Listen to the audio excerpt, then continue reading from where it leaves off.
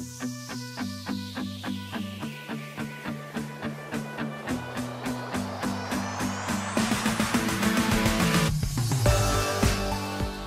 guys, Shane McMurray from the Wedding Report. In this episode, I interview Scott, who is a co-partner of Craig Scott Entertainment in the New Jersey area. Check it out.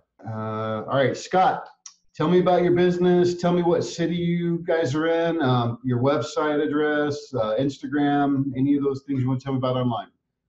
Great. Well, I'm co-partner of the company Craig Scott Entertainment. We're based in New Jersey and New York, but we provide entertainment all over, from DJs to bands to specialty acts, everything from weddings to corporate parties. So we stay pretty busy. Yeah, I bet. What's your website address? It's www.craigscott.com. Awesome. And also, what's very popular now is our Instagram, which is Craig Scott Ent. Awesome. That's great. You talked about specialty acts. You don't see a lot of entertainment companies in other regions doing specialty acts. They're usually just focused on music and or DJ. Tell me about that a little bit. Well, it started somewhere around the time that the show Spamalot had closed. Okay. And we had a client that was having a bar mitzvah in a castle, and he wanted something spectacular. So just through the connections that we have, we brought in some of the old cast members for Spamalot to do a performance at dinner. Nice. And full costumes. It was in a castle ballroom, so it fit the whole character, and it just blew people away. So that started us thinking about this whole idea of, even at weddings, that surprise element, and bringing a specialty act in at dinner, like a pop-up show, so to speak, within the night. Yeah. And not that it's going to take away from the bride and groom, but it just adds a continuing entertainment factor and keeps people entertained throughout the night. So then we had gotten, it was a Disney themed wedding, and we brought in, one of the performers was Gaston in Beauty and the Beast, and he came in and sang some songs. Nice. Then we had somebody from Les Mis and this and that, and it developed and developed. And then one of the very popular ones now is a Sinatra singer coming in at dinner time to sing. And he'll do like 4 or 5 songs. And then the Broadway stars even doing songs from Jersey Boys. It's just that wow factor that just takes that party over the edge and can really make it a spectacular evening. Yeah, it sounds quite unique, different than the norm. Yeah. So tell me about like what goes into the process of, like, I'm looking for someone to do entertainment at my wedding or my event. Tell me kind of what that looks like for you guys, what it means for me as a customer, and then what's the process after we book with you? Sure. So we usually get to know each other. Now it's even more through emails, back and forth on emails. We're asking more questions about what you like, your vision, what you're looking for.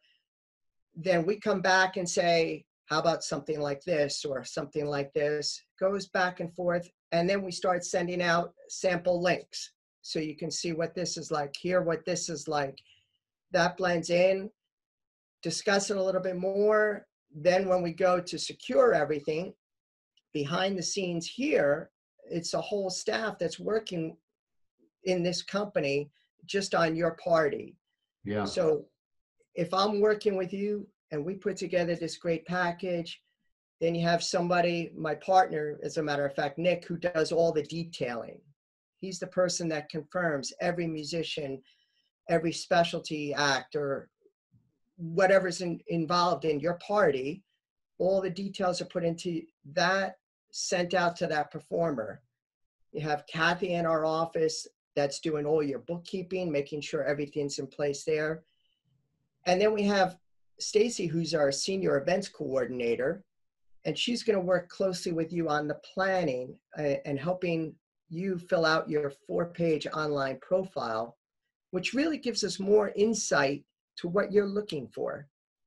And what I tell every client is that you have to remember that we don't really know that much about you. We're Yep. not inside your mind. So we're trying to get as much information ahead of time.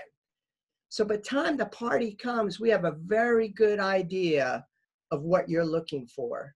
Mhm. And then, of course, the final details with the phone calls, whether you would speak to the DJ, to the band leader, and then working with me a little bit more, working with everybody in the office.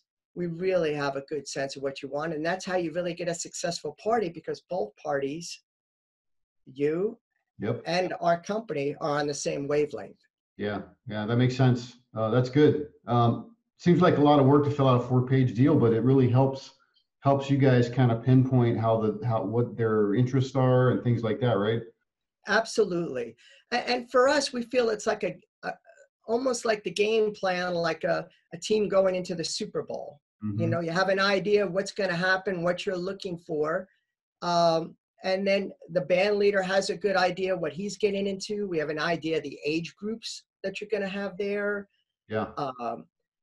How many guests, and then an outline of styles of music that you're looking for. Do you want it top 40 heavy? Do you want it Motown heavy, country heavy? Again, that profile really helps us out a lot. And it's not like 4-page essays, but it's a lot of questions that we just found over the years. These are the key questions that really give us an insight to what you like. Yeah, I hear this a lot from other companies, and that is that they're always asking, they need this document filled out about more information so they can learn. I feel like there's no one out there that's providing enough information to, like, the couple can just come to you and say, hey, here's all my information. Let me share this with you. Maybe that will help you, right? Instead, everybody there, I feel like there's this churn of, oh, you got to fill out something here, and you have to fill out something here, and you have to fill out something here. I don't know. Do you feel like that's the case as well? So, you know, even in our whole process, so if you were just contacting me now for your wedding, I would say, Shane, give me an idea what you're looking for, what you like, what you want, what you don't want. Yeah. And that gives me a pretty good point of reference right away. And when it comes down to the details, we're not looking for you to give us all the songs that you want. We're just trying to get a feel for what you want. And I think that's where the professionalism comes in on our end, being able to take the information and then know what to play. Yeah. Aside, of course, from wedding song, parent dances, Sure. you know, special things. Yeah. Well, that makes sense, right? Because you've been doing this for how long now? Well, we started the company in 1984. Wow. But then I hate to even say that, you know, I've been in the business since, let's see, 1980. Wow. Yeah. That's a while, but it's all that experience, right? From you being in the business and you learning and you knowing, and that helps you kind of build that day for that person, right? I mean, just the time over time, again, if, you know, it's all live and learn, right? So you go through experience and you make these things happen based on what you've learned in the past. That's what a professional is, right? Right, and that's what experience is, right? Yeah, absolutely. So, and even in my early 20s, I worked on the cruise ships. Nice. And I felt that was a great training ground. You were playing every night. And one of the biggest cruises I did was a world cruise on the Holland America line. Mm-hmm. 4 months around the world, and you were playing with the musicians that had played Buckingham Palace, played the White House, played for princesses, queens. Wow. And that's what really got me into starting my company, because you just learn so much about protocol and what happens here and how to do this and how to deal with clients at that level. Mm-hmm. So I got inspired, and that's how everything started. Well, and you spent time learning your craft, and that's the key, right? Is that you got to spend time learning your craft. I hear that time and time again. Yeah. And I think in some ways, some of the newer people aren't really focusing in on that. You know, you hear horror stories now, you know, with a band that had just come out, or they're just playing the clubs and now suddenly they're doing weddings, but they don't understand that you're not at a club and you can't just play straight ahead like this. You got to really react to what's happening and work with the caterer as well, work with the venue on pacing and make sure you get the introductions right. Mm-hmm. I think Yeah. also just how you introduce people and how you announce has a lot to do with the character of your party. You know, somebody that really doesn't understand the wedding and doesn't know how to do introductions can change the whole vision of the wedding. Well, it changes the dynamic, right? If you don't know how to do an introduction, man, it really kind of can mess things up, I would imagine. Yeah, exactly. Exactly. Yeah, good. So for couples, what advice would you give them today if they're looking for entertainment? You know, what would be your number one advice for them? So look around. Also, when you're getting married, ask the venue who they like, because they've seen everybody that comes in. And there might be people that they don't necessarily like there or that they don't work well with.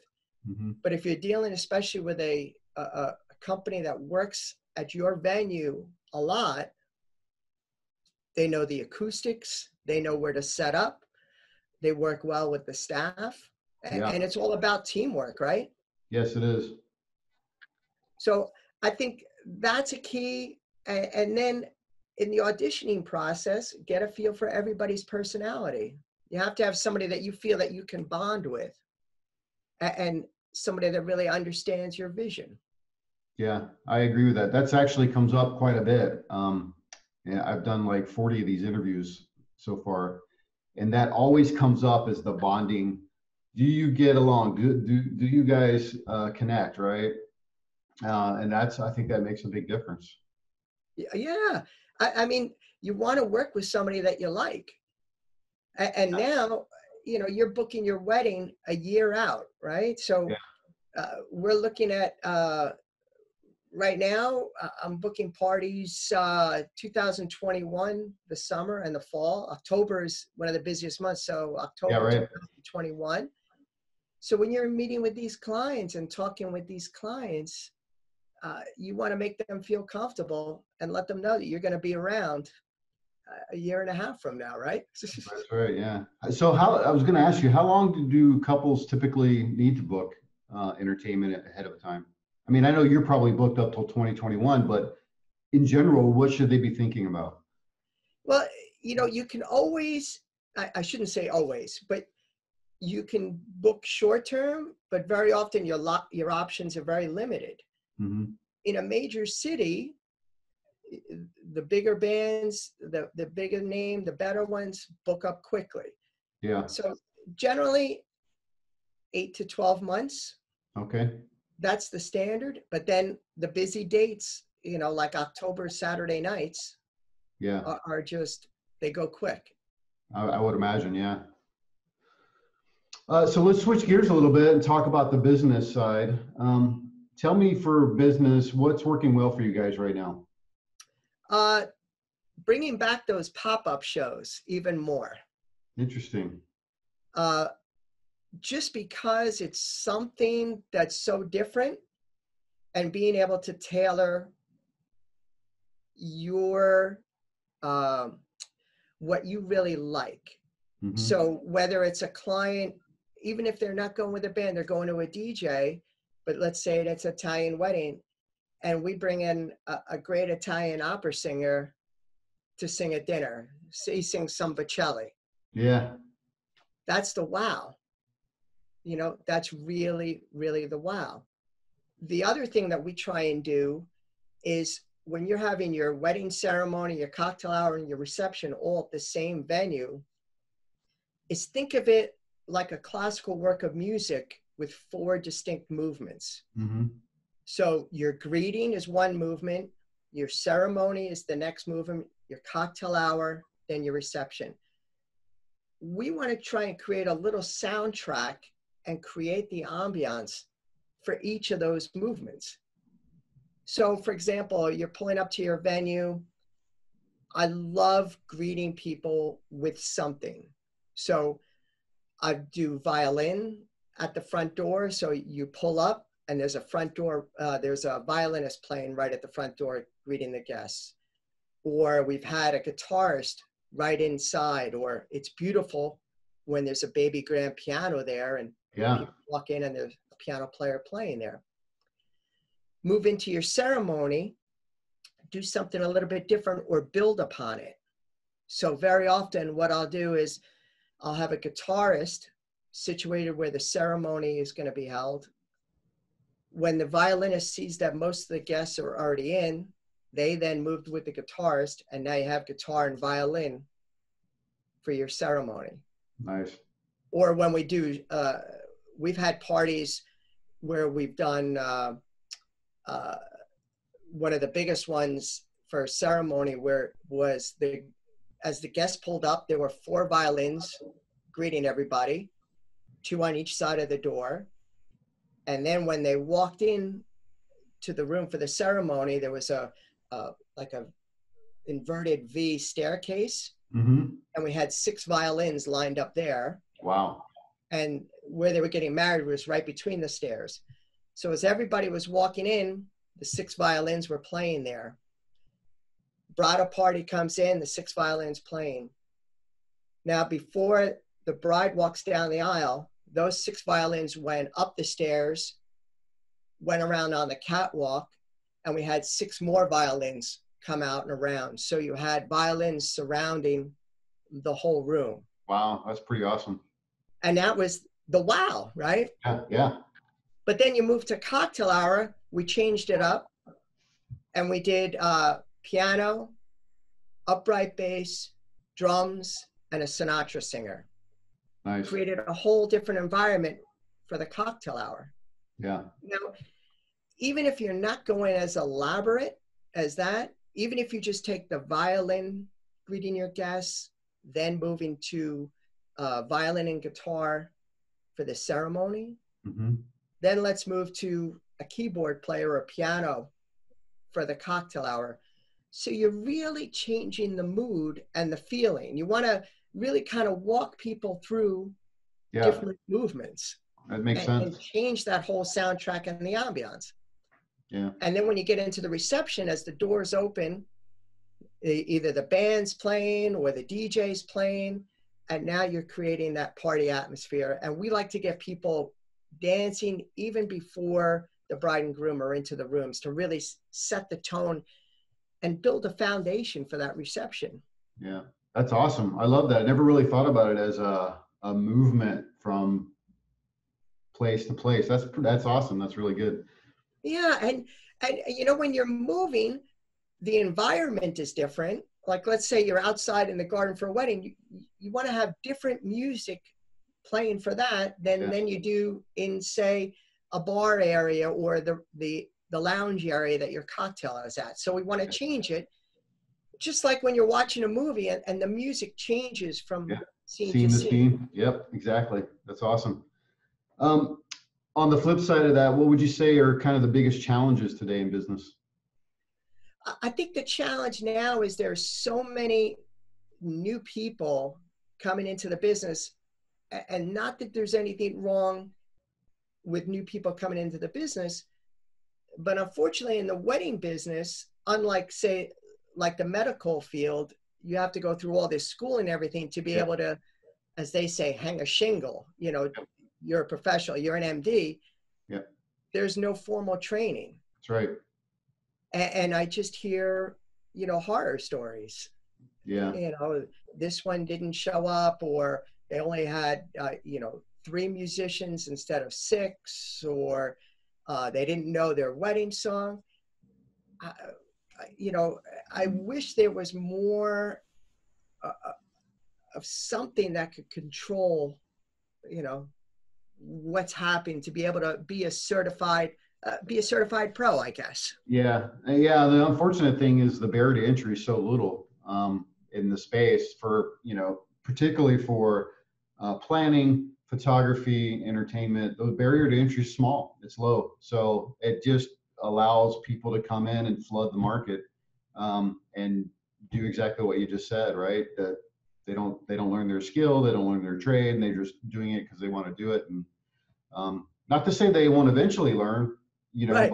but the best advice I've heard is even people coming in with even in those things, go work for someone for a while, learn the trade, learn the skill, right? Go intern with someone just to learn how to do it is what you want to do. That way, I mean, because it's important, like one of the photographers I interviewed, he said, um, for him, it was so important to go uh, learn with someone else and basically just apprenticeship with them so that he could learn the skill and learn the craft. And the guy told him, he said, look, you'll know when you're ready to do it on your own. Because he asked me, he said, when will I know I'm ready to do it on my own? He says, you'll know when you're ready to do it on your own. And sure enough, he said the day came when he knew he was ready to do it on his own. And it was just, one of those things. So I think it's just so important for people to go learn the skill that they want to do. There's no fake it till you make it. I'm sorry. There's No, there is. no. You have to go learn your craft. Even if you're new at the craft, you still have to go learn it. It doesn't matter. You can still be young and fresh and new, but do stuff that allows you to go learn it so that you can be the best that you can be. I don't Correct. know. I mean, like an apprenticeship, right? Yeah, absolutely. Yeah, I mean, I wish there was some kind of you're right. There's no licensing, right? To go do, be a doctor, to be a nurse, to be certain professions, you have to go to school, get a license, and then you're a professional, right? And even then, you're not really a professional. You're young, starting out, right? Learning your craft. Yeah, there's none of that in this business, unfortunately. Yeah. And when we started out, you didn't have the internet. It's Yeah. crazy to think, but it was starting out word of mouth. So Yep. you had to exceed expectations. And, Yeah. you know, and the startup, you would advertise. That's So right. here, everybody pretty much has a computer now. Everybody has, or not a computer, but even a phone, and you can start Instagram, you can start Facebook. You don't Yeah. even need a web page anymore. You don't. I mean, you could just go completely social and build your business like that without any website at all. I mean, the people are doing it all Correct. the time. Yeah. So, and I think, along those lines, I think for the established people, and even, once you build your business, is to just keep exceeding people's expectations, Hmm. not just, you know, answering the phone or getting back to people quickly, but blow them away at their wedding. Yeah. Exceed their expectations and give a little bit more, Yeah. play a little bit more here, do this, surprise them. I remember 1 years ago where we had booked a party, and then client came in for their final appointment to just go over all the details.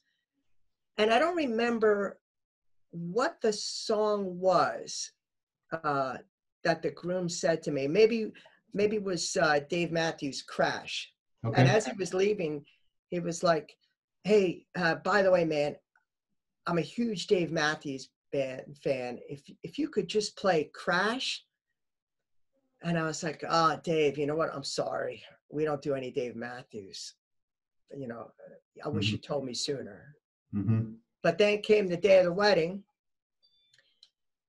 We're playing, and then suddenly, Crash, we start playing. Hmm. He comes running up to me. He goes, dude, you told me you didn't know Crash.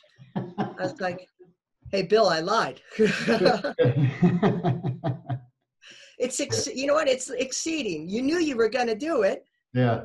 And just exceed. Or, we tell people you really have to have your song requests in like 30 days before your wedding. And then sometimes they come in and it's like, oh, my dad just told me his favorite song is this and this and this. And we say, you know what, we'll see if we can do it. Yeah. Yeah. We do it, or you catch up on little notes that you took in all the pre-planning, and they may not have realized they even said something. Yeah. and you exceed their expectations. Yeah. That's true. You have to, right? I mean, you have to go. It's all about the experience with you as a business, right? And them as a, customer. What did you do for them? Yeah, You have to go over and beyond. I mean, you just have to. That's how yeah, you get the references. That's how you get, hey, if you want a great entertainment, go talk to Scott. He's the guy, right? exactly. The new thing we've been saying lately, and it's been going on Instagram and everything. We love we love what we do, and it shows.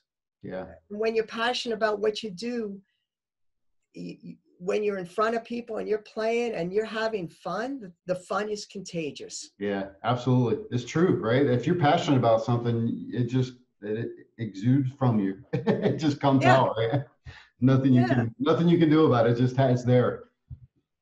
exactly. You're playing in front of people. It's one of the happiest days of their lives, and you get that instant gratification when you're playing and you see people going crazy when you play this tune or this tune and people are singing along. Yeah. Yeah, It's the greatest absolutely. feeling. Yeah.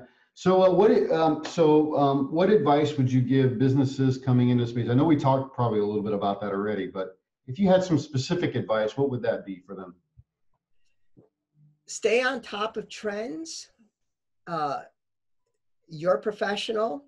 You should know the new songs coming out. You should know some of the hotter songs coming out. Exceed expectations and stay on top of your clients. Yeah. Follow Great. up and keep in touch with them.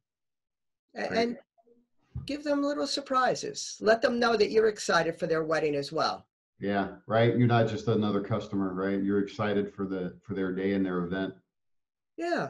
Uh, you know, you try and send them little text messages like 2 days before saying, hey, I can't wait for Saturday. Nice. You know, Yeah. God, Yeah. that makes you feel good, doesn't it? Yeah, it And it lets does. people know that I'm thinking about your party. That's true. It does, right? For sure. All right. So last question, Scott. What's your best or worst wedding story, business story you got for me? So last September, we did a big gala and the 11-piece band playing in the ballroom, people are dancing. And at dinner time, we do the pop-up and I bring the guys that used to be on Broadway with Jersey Boys, the Mm-hmm. past stars from the Jersey Boys to Okay. sing 4 songs. People are going crazy. It's unbelievable. They do the last song. People are on the dance floor with them as they're up there. They're taking selfies. Right after they finish, they start to, for the gala, they start their speeches. All the power goes out. Oh, man. Everything. Nothing. No lights. So here's where coincidence is kind of funny. Now, we have backup equipment, but backup equipment. Yeah, it doesn't work without backup power. So the guitarist did have an acoustic guitar and you had horns. But for some reason, we always keep a battery operated amp around in the office. If somebody's having a wedding in a field and they want a guitarist playing, we have a good battery opera. For some reason, I don't know why, I put that battery operated amp in my car. Nice. Go figure. Yeah. I go running. Premonition, man. Oh, I go running out to my car. So now the guitarist plugs into that. We plug a mic into that. And you have the drummer kind of playing with his hands. You have the singers singing. And it's kind of like an unplugged thing. Yeah. Luckily, it was a gorgeous September night. People were going outside on the one patio and they had little appetizers out there. On the other side, they had cigars going. So we stopped that and I noticed that the flow was changing. So, it's about turning the negative into a positive. Yeah. Then took that battery operated amp, pulled it into the one bar area where they had all these candles around, and then had a guitarist just doing, solo guitar unplugged things. Nice. And that ended up turning out to be one of the most successful galas for that venue, because they raised so much money. And it was just, everybody loved that whole vibe where they had this big party. They still did their fundraising, and then it was like all these very mellow, chill atmospheres afterwards. Right. That's pretty cool. That's a great story. Yeah. But that was, when all the power goes out, and it wasn't just the venue, the whole town went out. Oh, geez. Wow. And Shane, you had this knot in your stomach, and when it first happened, you're like, oh. And then I'll never forget, I'm standing in the back of the room, and I was like, I have a battery operated amp in my car. I go running out. Yeah. Yeah. Way to go. Good thing it was fully charged, right? Hey, quick plug for ever ready batteries, right? You're right. No doubt. Yeah. That's awesome. Great. Scott, thanks so much for your time. I really appreciate you doing this, and we'll have a great weekend. Thank you so much. And you too. I appreciate the time, and thank you for having me on. You bet. Hey, thanks for checking out this episode. I hope that you found it helpful. Please share it with other people. Also, if you're getting married or you work in the wedding industry, I would love to interview and share your information with other people. Send me a text, 520-399-8580, or shoot me an email at letschat@wedding.report.